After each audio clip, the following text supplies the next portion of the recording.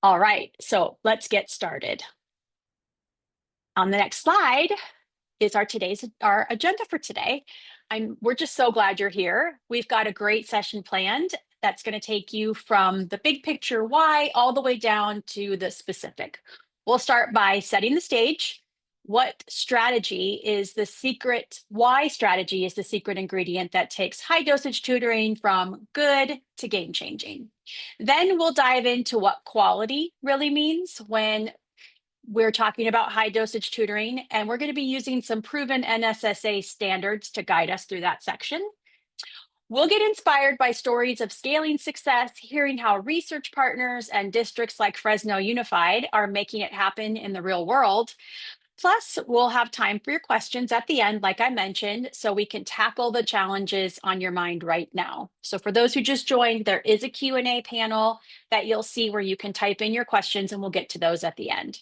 So it's going to be very fast-paced, practical, and hopefully a little bit inspiring. So let me introduce who you're looking at today. I'm Amy Dietzman, Senior Director of Learning Strategies at Tutor.com and the Princeton Review, and I will be your moderator for today's conversation. I'm thrilled to be joined by three outstanding leaders who each bring a unique perspective to our topic. First, we have Lauren Ziegler, Managing Director of the National Student Support Accelerator at Stanford University, where she leads efforts to strengthen and scale effective tutoring nationwide by defining and advancing tutoring quality standards. Next is Trayvon Braxton. He's the Portfolio Director at the University of Chicago Education Lab, who works on bringing evidence-based strategies to districts across the country. And finally, Dr. Carlos Castillo, Chief Academic Officer at Fresno Unified School District, who's been leading innovative efforts to bring high-dosage tutoring to scale at a large and diverse district. We're lucky to have this powerhouse group with us today, and I know you're going to walk away with both big picture insights and practical takeaways from their experiences. Before I talk about this slide, I just want to start with a quick story. Back in 2021, I was asked to build something brand new for Tutor.com, a high dosage tutoring program. At the time, it was just an idea and a very big challenge. Create a program that could deliver real, measurable gains for students who needed the most support after COVID. Fast forward to today, and that program has grown into one of our premier offerings, supporting schools and districts across the country. And honestly, it's been one of the most exciting journeys of my career. So there's a lot of information here on this slide about what high dosage tutoring program looks like at Tutor.com. So instead of reading it all, I'm just going to draw your attention to a few key things. First, we have a trusted track record. We've delivered over 28 million, actually almost 29 million sessions in more than 25 years at Tutor.com, helping students make measurable gains in both ELA and math. It's built by educators. So we have a high dosage tutoring team that built this program, and we have the team is seasoned teachers who have an average of over 10 years each in the classroom, bringing that expertise to every element of our program design. We're aligned and research-based. Everything is tied to state standards, grounded in best practices from leading education research. And we have highly trained tutors. Our tutors are rigorously trained, background checked, and supported to deliver consistent, high-impact instruction to every student that they meet. So what we've created is a highly impactful HDT program. We call it HDT, a program built by experienced educators, delivered by highly trained tutors, and grounded in solid research, all with the goal of helping students not just catch up, but thrive. In our next slide, well, let's talk about why HDT matters so much. This is the latest NAEP data, our nation's report card for reading and math in grades 4 and 8. And what it shows us is that the gap between our highest and lowest performing students is getting wider.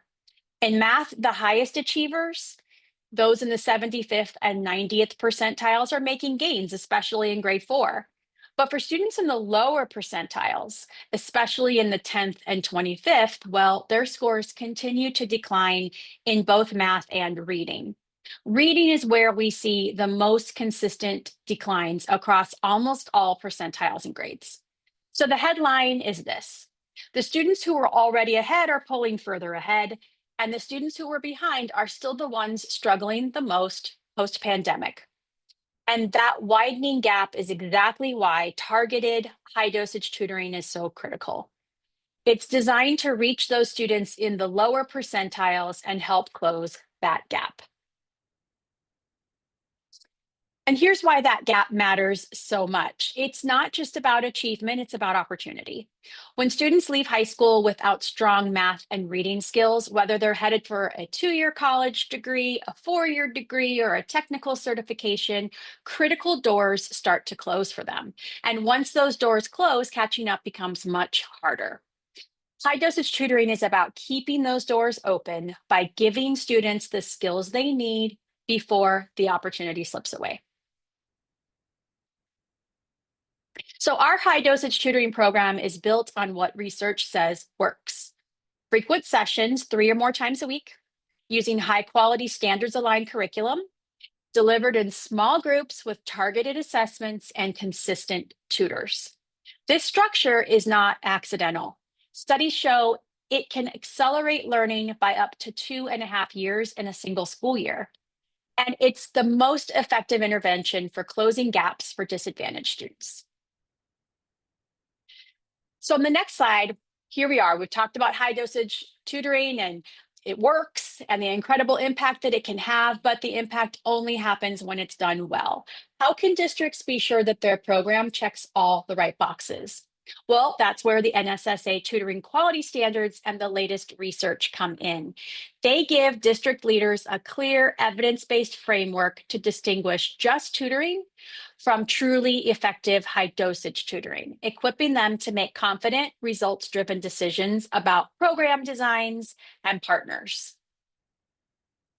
So, representing the NSSA today, again, we're pleased to have Lauren Ziegler here to walk us through the standards. And so now I will pass it over to Lauren. Thanks so much for that, Amy. It's great to be here to talk about high impact tutoring or high dosage tutoring. They're synonymous for how we talk about it. And to tell you a little bit about our work at the National Student Support Accelerator. So our mission, as you can see here, is that every student will have access to an effective tutor who champions and ensures their learning and success. And that's particularly important in light of the context that Amy shared with us about NAEP scores and opportunity for students. So on the next slide, I want to tell you a little bit about us at NSSA. We're a team of researchers and former educators. We're based at Stanford University, but we are spread out around the country. We've got folks in other places as well. And our team does a lot of research across the country looking at high impact tutoring. But the other thing that we want to do, and what I want to talk about today, is our work putting out tools and guidance for district and state leaders on the implementation of tutoring so that you can take what's being learned from the research and really implement well. So one of the signature things that we do is we put out high impact tutoring quality standards that I'm going to walk us through today.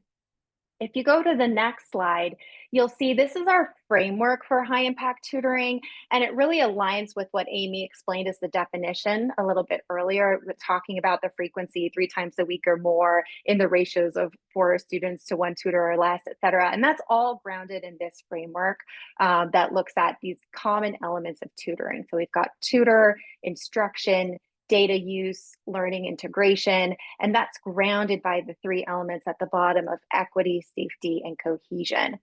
And what we did at the National Student Support Accelerator is we took this framework and then we looked at the quality standards to be able to get a high impact tutoring program off the ground. So on the next slide, I want to share a little bit about those standards.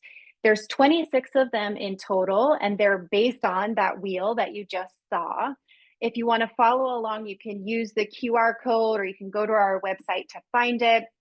And an important thing about the standards is that they really were developed by the field with experts and with practitioners. And so it's not something just that NSSA did in a vacuum. We really wanted to be hearing from those who were doing tutoring, those who were researching tutoring, to be able to develop these standards. And I'm going to walk you through a little bit how you can look at it. So you see on the left-hand side, you've got the element. So up on the screen, I'm showing the tutor standards. And then you have the characteristic, which is essentially the name of the standard.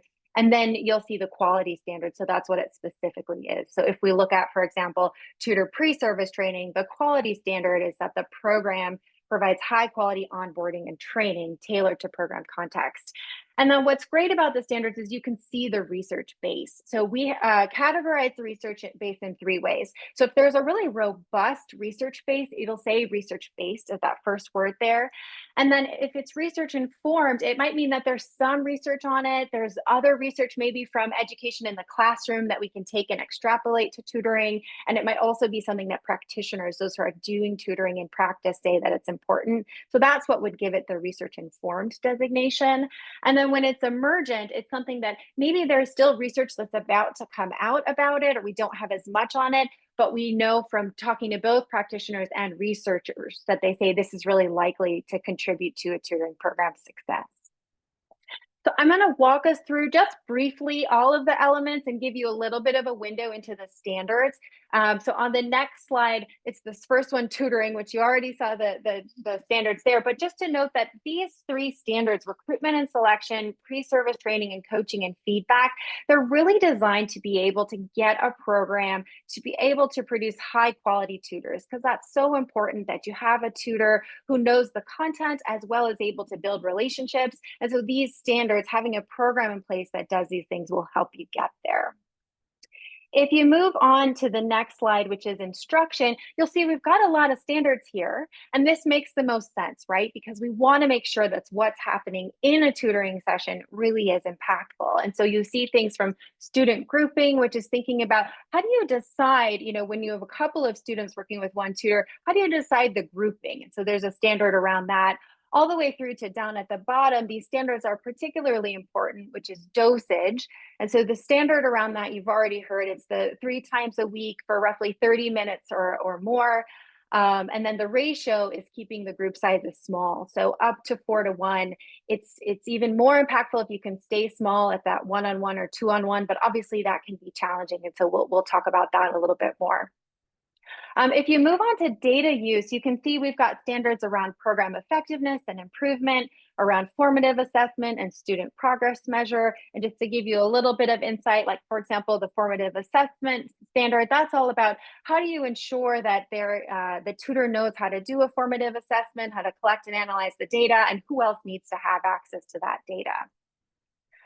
Moving on to our learning integration standards, we've also got a number of quality standards here, everything from setting to family and caregiver engagement to student enrollment and retention. And the one that I want to highlight in particular is the setting standard, and that's about having tutoring taking place during the school day. It can take place just after school, but it's more effective if it can be during the school day. Again, this can be hard to do, but we'll talk about and we'll hear some examples later on of how that can be possible. And then finally, if we move to the last slide here, we've got the standards of safety and cohesion. And you can see if you look at that wheel, we also have equity. And a note about equity is that we've infused equity across all of the other standards that you've heard. And so you'll see that that kind of shows up throughout. But when we look at safety and cohesion in particular, on the safety side, we have standards around, do you have safety protocols, health, physical safety, et cetera? You have data privacy and security protocols. And then when we're looking at the cohesion standards, those are really about your overall program. So if you're doing tutoring, is there an overall program design? How is the organizational culture structured? And where is the leadership around the program? All of those things are going to contribute to an effective program. So the other thing that I want to mention is you might be following along and saying, okay, these are really great standards. How do I know if I'm meeting them? Well, one of the things that we've done is we've developed a self-assessment, and it goes through each of the standards has a couple of indicators attached to them. So if you're a tutoring provider or if you're a district that does tutoring, you can go to our website and take the self-assessment. It's free. It takes about 20 minutes.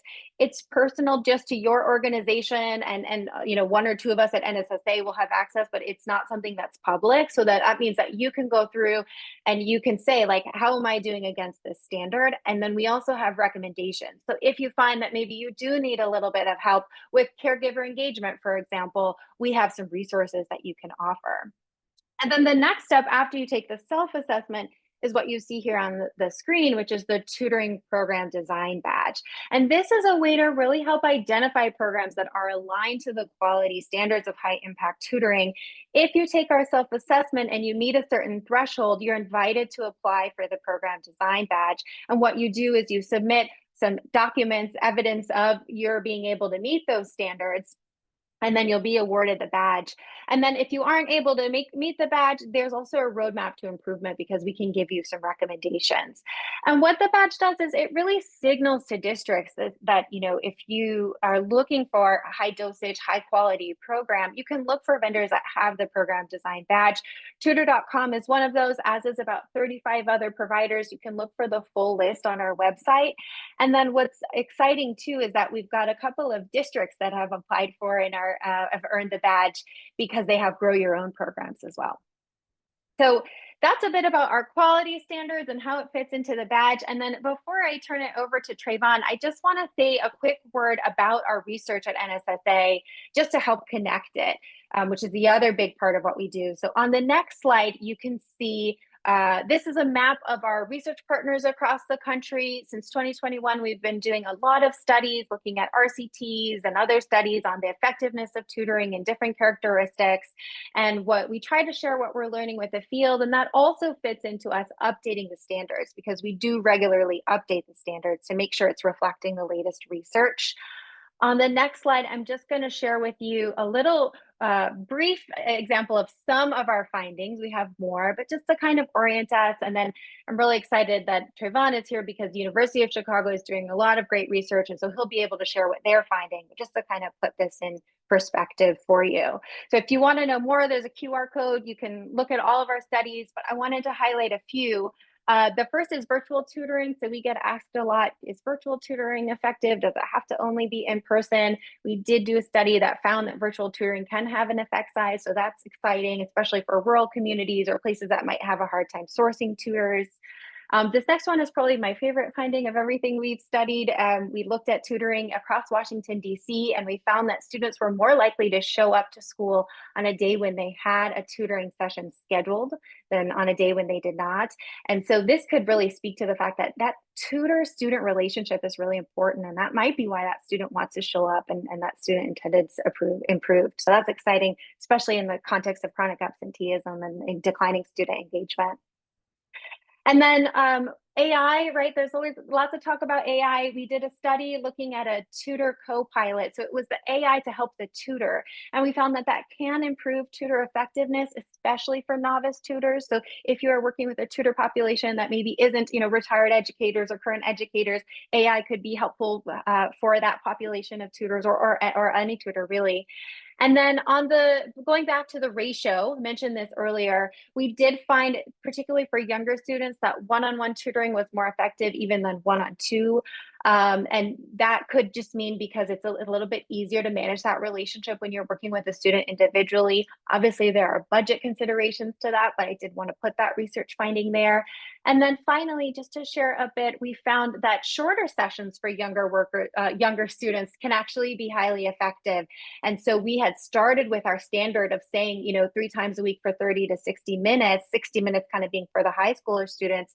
And then this study came out. So we were able to learn, and that's something that, is going to be reflected in the next iteration of the standards, that depending on your population, this particular study, they had tutoring every day, but it was for something like 10 minutes. So there are multiple models for how to do impactful tutoring. That's something we are continuing to look at. And the standards continue to be that place where you can go to kind of understand what's the latest and greatest in the tutoring world. So with that, I'll hand it back over to Amy. That was awesome. Thank you so much, Lauren, for showing us those standards and talking a little bit about some of the research. To bring the framework to life, we're going to turn it over to Trayvon Braxton. His team, their research spans multiple districts, uncovering what drives measurable learning gains, how programs can scale without losing quality, and what effective implementation really looks like across diverse settings. So Trayvon, take it away. Thanks so much, Amy. I'm so glad to be with you all today, and good afternoon. So as Amy mentioned, I'm Trayvon Braxton, and I'm the portfolio director at the University of Chicago Education Lab. So also just to share a little bit more about our work. So at the Ed Lab, so we are a research organization kind of based at the University of Chicago. And at the Ed Lab, we partner with districts to really focus on designing, testing, and scaling programs to hopefully ensure that all students have those opportunities to success, especially those students furthest from opportunity. So we really think of ourselves as more of an applied policy lab. And what that means to us is our aim is really to partner with districts to generate research that's actually going to be actionable and applied on the ground um, within classrooms and able to reach students hopefully at scale. And this is kind of behind our organizational theory and belief that this is like one way to really translate research into the most kind of impactful and meaningful ways for students across the country. And so we have a really long-standing partnership in Chicago with Chicago Public Schools. We've been partnering with them for over 15 years, but in recent years, we've also kind of expanded our research more nationally, as Amy mentioned, including a number of districts, including Miami-Dade County Schools, the state of New Mexico, and the New Mexico Public Education Department, as well as Fulton County Schools, to name a few of our partners. And so for today, I'm really here, as Amy mentioned, to really share more about some of that emerging and ongoing research that we've been doing with our diverse set of amazing partners across the country, and really trying to better understand not just how to do tutoring really effectively, but also how to scale up tutoring and maintain those impacts. And that's kind of through this initiative here called the Personalized Learning Initiative. So as both Lauren, I think, did a really good job, and Amy mentioned as well, there's a lot of research that's been done that has shown and demonstrated the positive impacts that high dosage tutoring can have on closing learning gaps for students. However, one of the big questions that I think still remains is how districts can go about scaling up those high dosage tutoring programs to serve more kids that need it without kind of seeing that drop off in the effectiveness of the program, which is a big challenge for a lot of kind of educational initiatives and just like social programs historically. And so over the past 4 years at the Ed Lab, we've been working with our diverse set of amazing district partners across the country to really kind of understand that question. And that's through this personalized learning initiative. So as you can see here, kind of the main goals of this effort, national effort, has really been to, one, just like try to understand the impacts of high dosage tutoring when implemented at scale on student outcomes. And then secondarily, hopefully to also be able to generate some evidence on not just if it works, but like what types of tutoring models can work best for which students in which context. And so if you go to the next slide, you'll see kind of a quick snapshot of the districts that we've worked with for this kind of national research study. So we partnered with 8 sites across the country that you can see listed here. We've actually included more than 30,000 students in our study to date. And as I mentioned, this study has been going on for the past 4 years or so to date. And so across these 8 districts, we have a lot of variety in the different high dosage tutoring models being implemented by each district in a variety of different settings. So for example, we have more urban versus more rural districts across our study partners. We have districts that are implementing both reading and math tutoring versus districts that decided to kind of really focus on a particular subject. We have some districts that implemented or utilize virtual or remote tutors compared to the districts that chose to use completely in-person tutors. And we also have like districts that had slightly more centralized versus more kind of decentralized governance structures. So a lot of different flavors and situations across our district partners and kind of how they approached kind of implementing their high dosage tutoring models.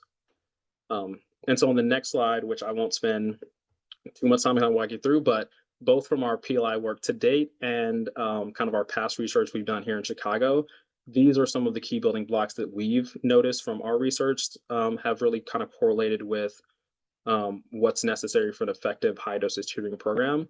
I think Lauren did an amazing job of highlighting a lot of these in much more detail and way better than I could do myself. And so I'm not going to spend a ton of time walking through each of these, but the one that I do want to kind of focus on here today that Lauren also kind of highlighted in her presentation as well of some of the other research and resources around this is dosage, which just as a reminder is kind of just basically means the amount of tutoring that students are receiving during the school year. And so from some of our early findings from our PLI study, national study, we found that dosage in particular seems to be especially critical to really seeing impacts for students. And so I'll talk about that a little bit more. So then kind of moving on to the next slide, this is a kind of high level overview of some of kind of the key takeaways from our PLI national study to date. I will kind of flag and caveat that this kind of analysis and research is definitely still ongoing. And so some of this is subject to change, but these are some of the kind of high level takeaways that we've learned from this work and partnering with our districts over the past few years. So the first is that we, kind of like Lauren mentioned, we continue to find, similar to a lot of other researchers, that high dosage tutoring can still be effective at improving students' kind of reading and math outcomes, even when done at scale. And just as like a note, how we kind of measured that for our study in particular was by kind of using students' performance on standardized assessments that were administered by the kind of districts or schools that were part of our study. And so we're finding that it's still effective. Kind of the second big takeaway that I want to highlight here is that those tutoring impacts seem to be robust across a variety of different models. And so two kind of like key things, and I think really promising findings that we found from this work is that similar to like that Lauren mentioned has been found in other sites and other studies, we do find that those districts that implemented kind of virtual tutors or remote tutors, we still find kind of impacts comparable to what we're seeing in those districts that are implementing high dosage tutoring. So again, show some promising evidence that the virtual tutoring can be an effective tool, particularly if you're a more rural district or struggling with some of those tutor supply challenges that we know a lot of districts are facing. And then also what's something we've done as part of this study is to better kind of also evaluate different cost models of tutoring, because we know that cost is a really big challenge districts are facing. So as part of this, we've evaluated some lower cost models, typically that incorporated, components of ed tech platforms or played around with like the ratio of students that tutors worked with. So having tutors work with more students to see if it can still be effective, and kind of compared those impacts to other districts that chose to do more of a higher cost model that typically involved students working strictly with an in-person or virtual tutor for the full time, and often were kind of like often involved working with smaller groups of students, so closer to those 4-to-1 ratios that we've talked about. And I think one really promising takeaway from that is that we're still seeing even those like lower cost blended kind of ed tech platform and higher ratio models still finding impacts for those students, which again, I think shows some really exciting promise for the potential to scale up this type of high dosage tutoring so that, the many students that we know could benefit from it have that opportunity. And then third, is that we found that more tutoring minutes does correlate with greater learning gains. So again, just really reemphasizing that point and the importance of that dosage, and just making sure that students are able to consistently meet with their tutors as being really important to seeing impact. And then on the next slide here, you'll see, because I'm a researcher and a data nerd, I couldn't get away without including a graph. This basically just shows kind of the impacts that we saw across our different PLI sites that implemented high dosage tutoring. And the main thing I want to highlight here, you don't need to know the x-axis and y-axis stuff, but the main thing to highlight here is that you see that there's a positive trend between the amount of tutoring minutes that students received and the amount of growth that we observed. And if you go to the next slide, you'll see that this trend actually aligns with a lot of the historical research that we've done here in Chicago, which is kind of represented by this data point here that says Saga Match. That again, just like reemphasizes, I think the key takeaway, one of the key takeaways for us and learnings for us is that dosage is like really key to realizing those promising, the promise of high dosage tutoring for students. And then lastly, before I kind of wrap things up and turn it over to Dr. Castillo, I wanted to briefly kind of spotlight here on the next slide, the work that we've done with the state of New Mexico, which, as you might have saw in the graph before, is one of the sites where we've seen some of our largest impacts for students among our PLI district partners. And so I just wanted to highlight some of the features of their program, hopefully as a more concrete example to bring it a little bit more to the, a little bit more concrete than some of the data points. So on the next slide, here's like a really quick overview of some of the results in New Mexico. So as you can see, We found from our study that students in New Mexico who received high dosage tutoring learned on average 38% more over the course of a year than their peers who didn't receive high dosage tutoring. So again, I think really highlights that meaningful gain that these students achieved. And then on the next slide, we kind of walk through some of the features of New Mexico's high dosage tutoring model.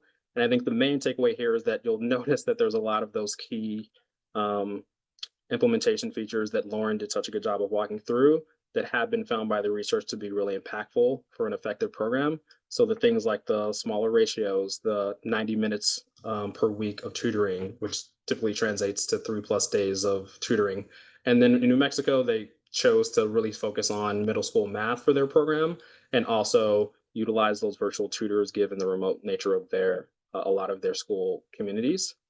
And then to kind of close out, I think really to kind of bring it home in conclusion, I think the main kind of key takeaways from this New Mexico example, which I'll highlight on the next slide, is that New Mexico is a great example of a district who kind of incorporated some of these key models that we've been talking about here today, and then did a really great job of getting that necessary buy-in across the board from the district down to the school levels to really implement the model with fidelity. And I think what we saw there was that one, many of the students that the district targeted for tutoring ended up receiving it, which was really important. And then two, the students that received the tutoring received that consistent dosage across the year. And we think that's kind of a key reason why we're seeing these promising gains. And so I'll actually stop there, and hopefully this kind of just provide some useful insights into the very emerging and ongoing research around how to scale up effective programs. But I'll actually pass it back over to Amy and Dr. Castillo to kind of talk about this on the ground a little bit more. Thank you so much, Trayvon. That New Mexico research was super insightful. So now we do have Dr. Carlos Castillo from Fresno Unified School District. Dr. Castillo has a unique perspective to bring to our conversation. He's actually partnered with Tutor.com to bring high dosage tutoring to his district, and he's here to tell us a little bit more about that journey. So Dr. Castillo, I'll pass it to you. Thank you, Amy. And I appreciate Lauren and Trayvon really teeing me up, because the research and us as districts learning about what best practices are with research helps work this through. And that's really what I'm going to talk about, like how does this land in the school district with students, and how do we find impact with students? And I want to start off briefly by starting about, our original partnership in Fresno Unified started not with actually high dosage tutorial. It was on-demand tutoring, because we felt the need for on-demand tutoring originally. We've always been seeking that. As a former high school principal, one of my challenges was to find tutors that could tutor all of the different subject matter. It's very difficult to partner with universities or with nonprofits that have tutors that are affordable for a school district, but at the same time have the expertise needed for that on-demand need for students. And so I say that at the beginning of this, because really what we started to learn, and those at Tutor.com did advise us that, kids usually who are struggling won't come to this.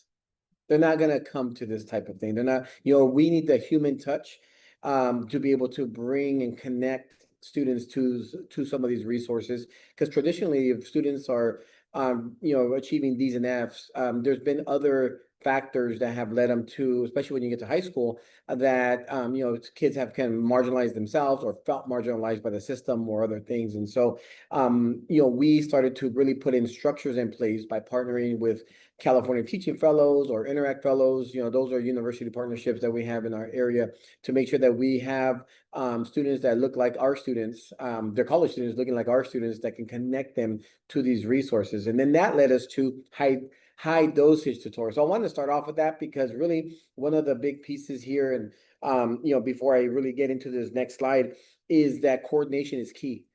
How do you coordinate this is important. And there's different partners in all of this work, right? We don't want to get tutoring to our kids when it's too late, right? There's a social emotional piece that we feel is very strong, especially when students get into high school and they fail Algebra 1 for the first time, or they fail biology for the first time. Research has told us, as well as practice, that once that happens, we're already behind in how students will perform on SBAC, because their math their math engagement and their math classes are already behind that, so we're not going to get the materials in time to get to 11th grade, and so the SBAC doesn't look good either, as well as we've seen. And so we really are trying to get ahead of that, which is why we're trying things like high dosage tutorial or tutoring in real time, if you know, in that sense. And so, but because of that, you have teachers who are competing for time as well. You know, when, hey, I have 56 minutes with kids, so how do I coordinate with teachers? How do we get that coherence, and how do you bring partnership? It takes a lot of conversation. It's not just you put things together or you show people research. You really have to do a lot of dialogue, and that's where I say leadership matters. Leadership is very important in this, because it's not about this is what we're going to do or this is how we're going to do it. We have to really bring our partners, like our teachers, our paraprofessionals, our teaching fellows, whatever other staff, our counseling staff. At a high school, there's so many different resources we have in terms of human resources. How do we get everybody involved to make sure that we're able to coordinate this? And so one of the big lessons, and I say this all the time in our district, we are resource rich, but coordination poor.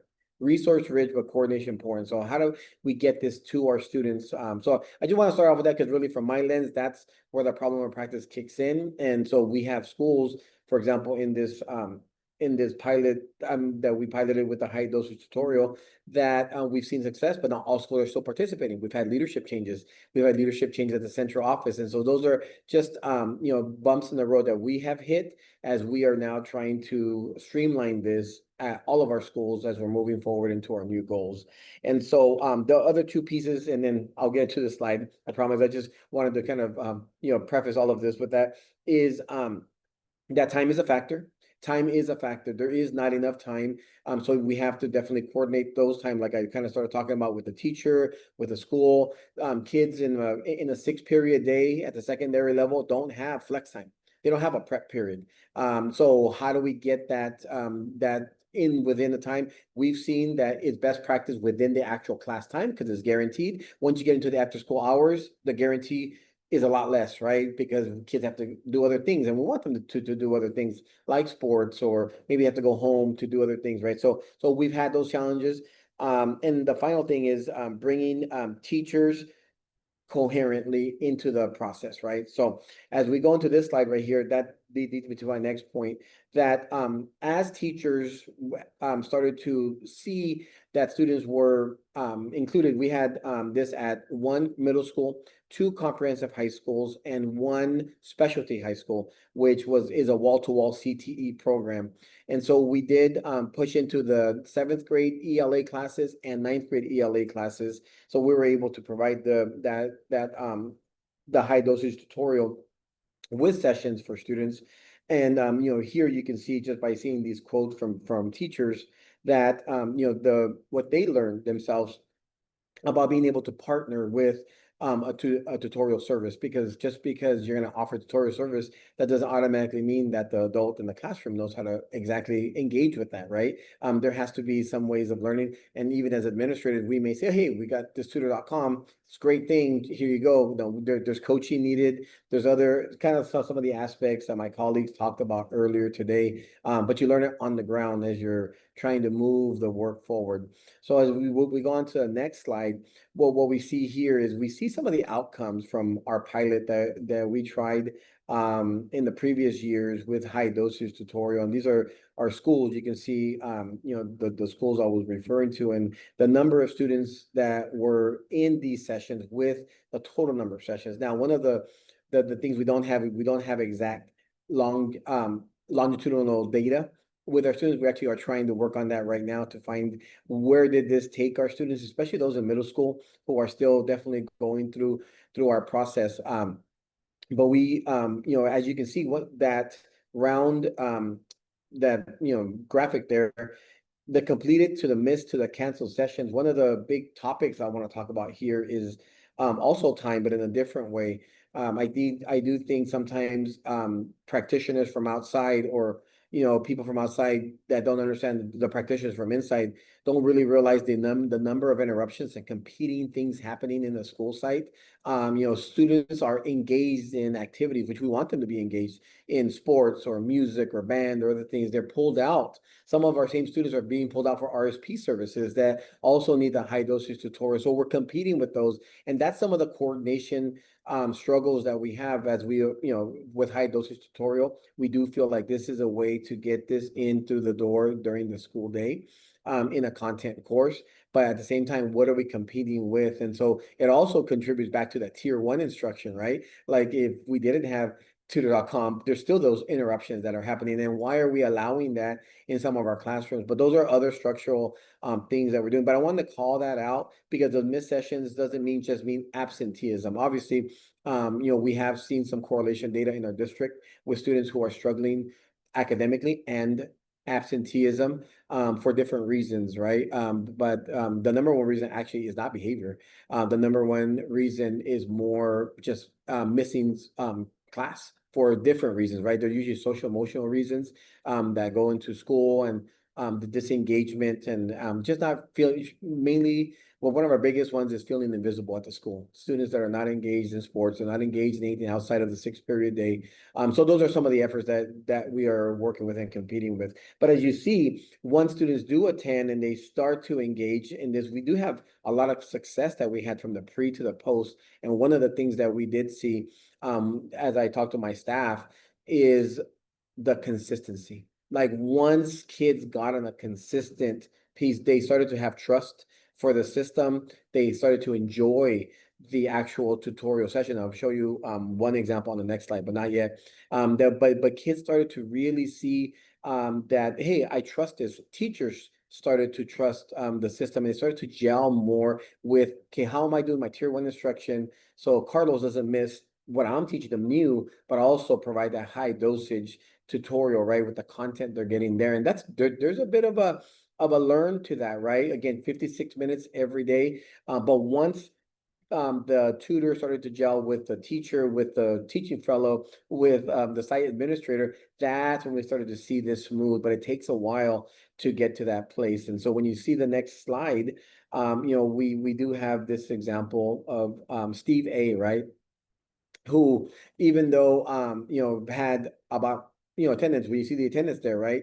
But the mastery was high, and the pre-test score to the post-test score really was a gain. And so attendance, we've been looking as a system for that magic number in different initiatives or different resources that we bring in. Like, is it 5 sessions? Is it 9 sessions? Is it 12 sessions?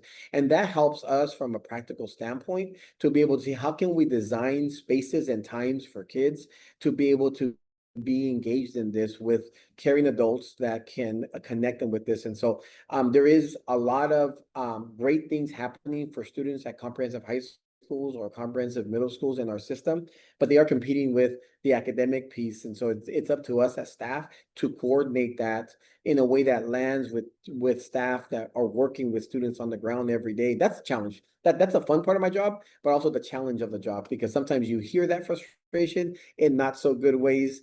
We're not, but you also see when it does land and when it does start to coordinate, then you see the magic happening there. And so we are going to continue. The good news is our new superintendent and our board have created 4 new goals.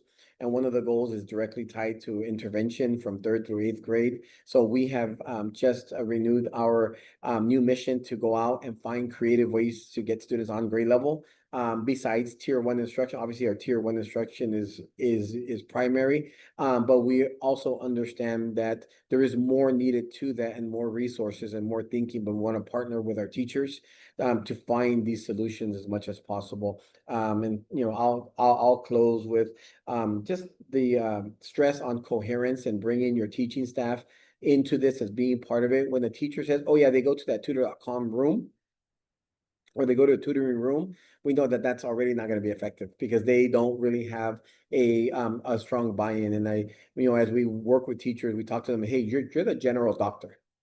If you're gonna put your patient and connect them with a specialist, you're still going to understand what's happening with that patient. That patient is not gone. That patient just doesn't go to that specialist and you don't know anything. No, that specialist connects with you as a doctor, right? Same thing with teachers. If we're going to connect them, with a teaching fellow or any kind of service, that we have to be in close contact with how our student is doing, knowing that they need these high dosages of whatever it is that they need to be able to get there. So, this is kind of I appreciate getting the chance to share from my seat. That's, we're working every single day. I'm working every day with supervisors of schools and principals and teachers, and students and family members and community groups to try and get this done systemically for our system. So I appreciate that, and I'll turn it back over to Amy. Thank you so much, Dr. Castillo. That was awesome information. I really appreciate your honesty about how complex it can be to implement HDT in a school district. So now we're going to open it up for some questions. You can check out that Q&A box. It's in your Zoom control panel, and feel free to submit your questions there. While we give you some time to formulate and type those questions, we have a few questions that we received prior to the presentation, so we've got those ready to start. So on the next slide, the question is, what is the single most important factor district leaders should prioritize when developing a high dosage tutoring program that delivers results?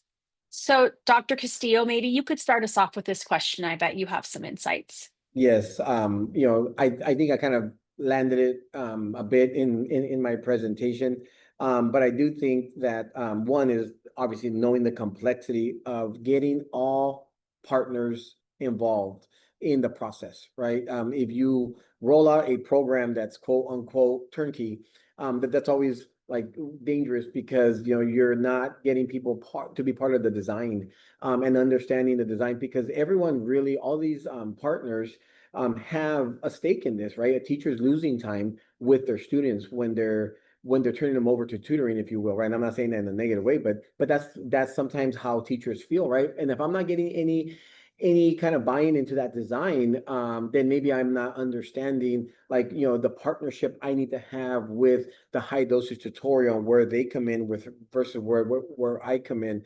Same thing with students, right? Our students, especially at the high school level, how are they bought in to their own education and taking ownership? We have seen a lot of great comments from our students in what we've gotten from the tutorial services. I mean, really, after they've gone through the tutorial process, they really enjoy it. The most part, like the majority of our kids really enjoy it. Sometimes they get to 10th grade, it's the first time they ever really had a formal tutoring session, right? So those are important pieces, well, along with site leaders. And so, especially those of you who are leading from large districts, the more you can turn it over and get all of from the district level to the student level, to have that voice and build that coherence, I think the better and the smoother it will be. Because at the end of the day, we're not the ones delivering this and doing this work every day. We need someone else to be doing it. So we need to have that ownership there.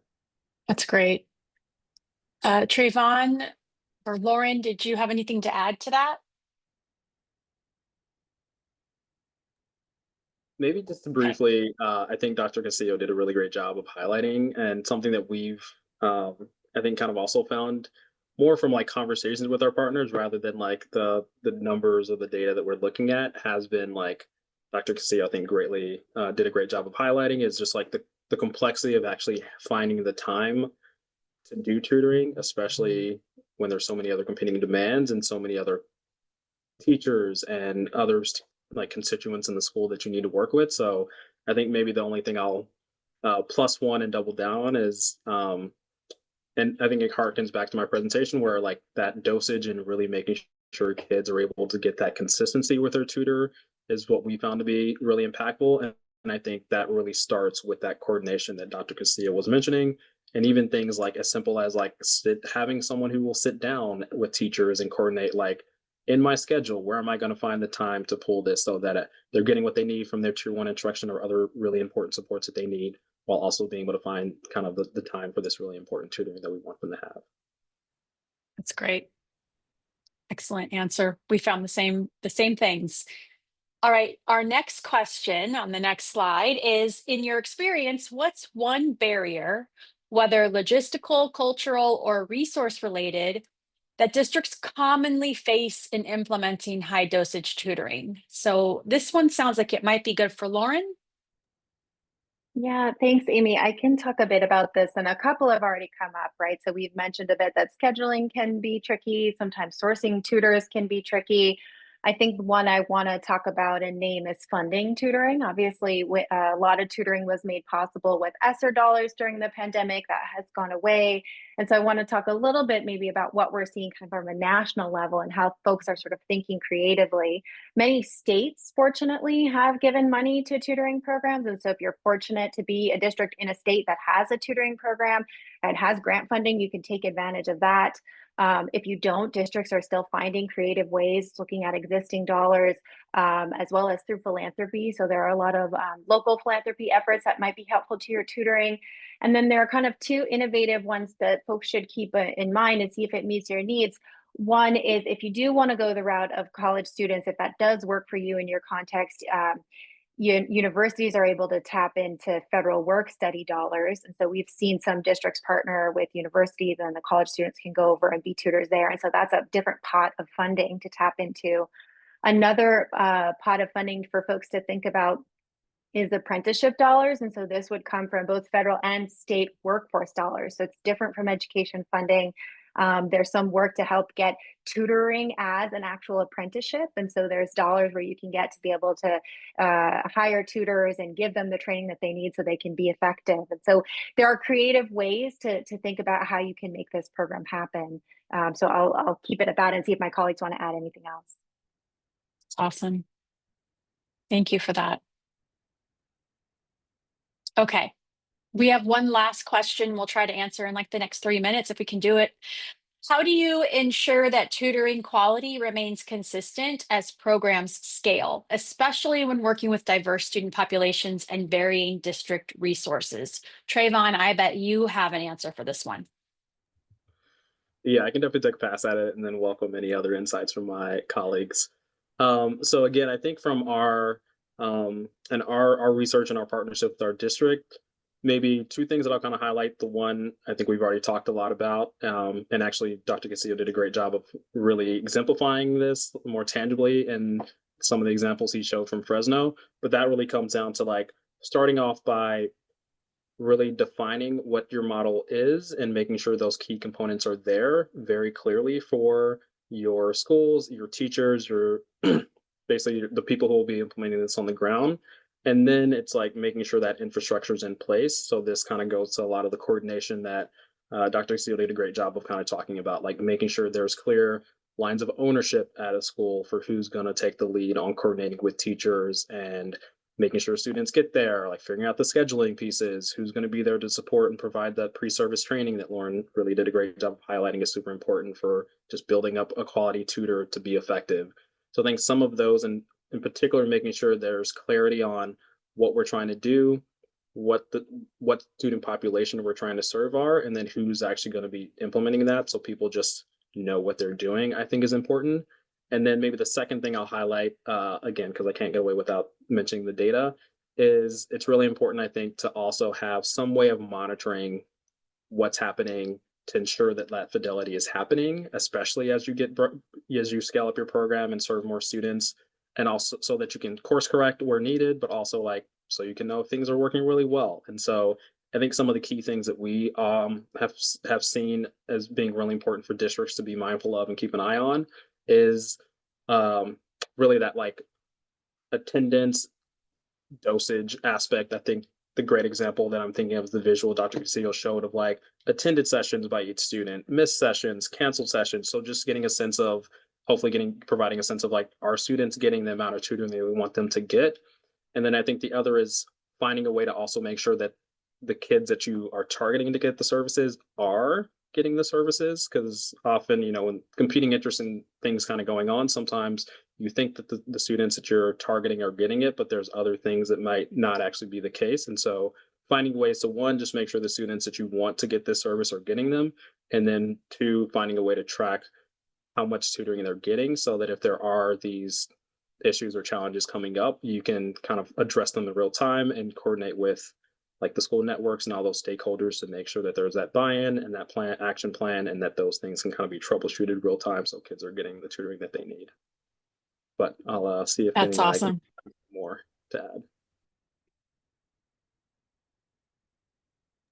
I think That's that was terrific. great. And I might just add one thing is to, like as the program expands, there might be a temptation to say, oh, okay, well, maybe we can add a couple more students to the tutor, or maybe we can shorten the minutes here and there. But as we've seen from the research, like it's not going to be as effective. And so if you can think about like what are the core things that you need to hold on to, like going back to the standards and what the definition of high dosage really is, and then think about where are the other ways that you might be able to save coordination, like is there sort of AI scheduling that can help you be more efficient without you having to dip into like the core things of needing it to be small group and a consistent dosage.